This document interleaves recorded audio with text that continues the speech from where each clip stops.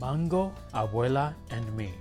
Written by Meg Medina, illustrated by Angela Dominguez, and read by Mr.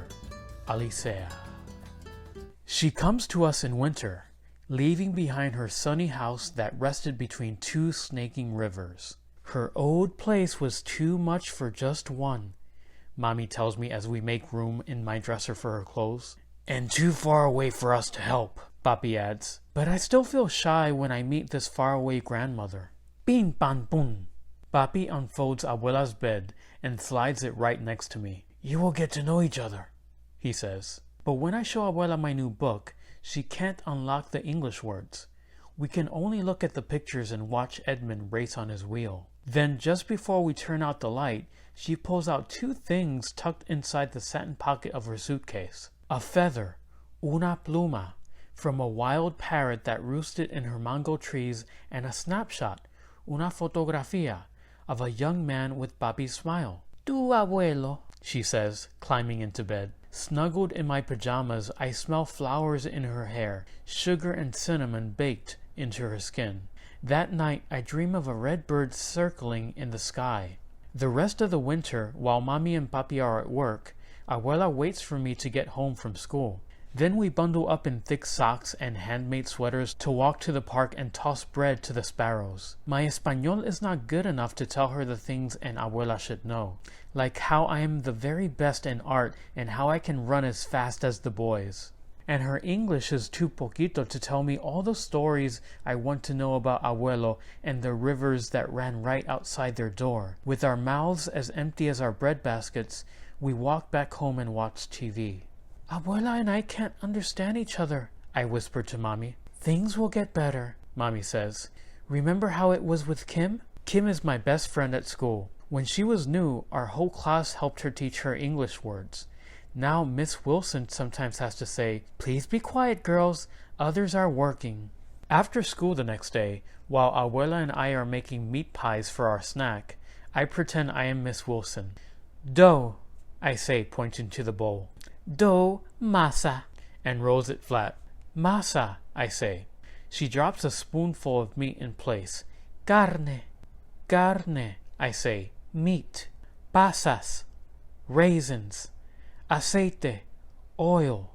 Then I remember the word cards we taped in our classroom to help Kim. So while Abuela fries our empanadas, I put up word cards too, until everything is covered, even Edmund. Soon we are playing Oye y Di, hear and say, all around the house. But that night, she still calls my pillow a palo, and she says Edmund is a gangster. We'll keep practicing, I whisper. But the next day, I cannot practice with Abuela after all. Edmund has run out with his favorite seeds, so Mommy and I have to ride the bus downtown to buy more. Sometimes there are kittens sleeping in the pet shop window, but when we arrive this time, something even better is behind the glass. Look, I say.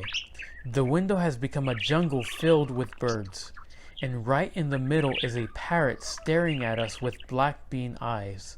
I press my nose to the glass, thinking of the red feather Abuela gave me. Let's buy him, I tell Mommy. But Mia, you already have Edmund, Mommy says. Oh, not for me, I say. For Abuela, like the parrot that lived in her mango trees. He can keep her company when I'm at school. When we bring him home to Abuela, she says, Un loro, a parrot.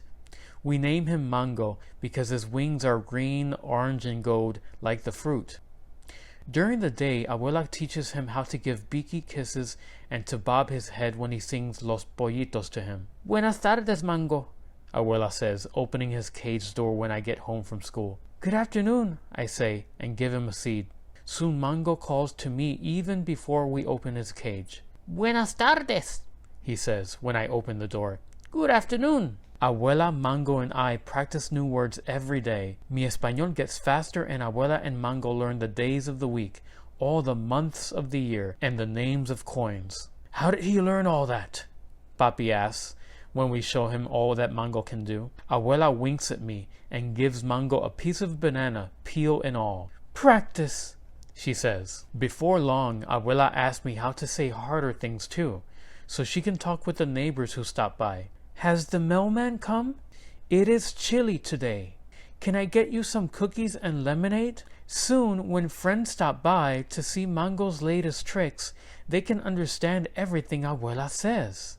But best of all, now when Abuela and I are lying next to each other in our beds, our mouths are full of things to say. I tell her about my buen dia and show her my best pintura of Mango. Abuela reads my favorite book with only a little help, and she tells me new stories about Abuelo who could dive for river stones with a single breath and weave a roof out of palms. I draw pictures for her.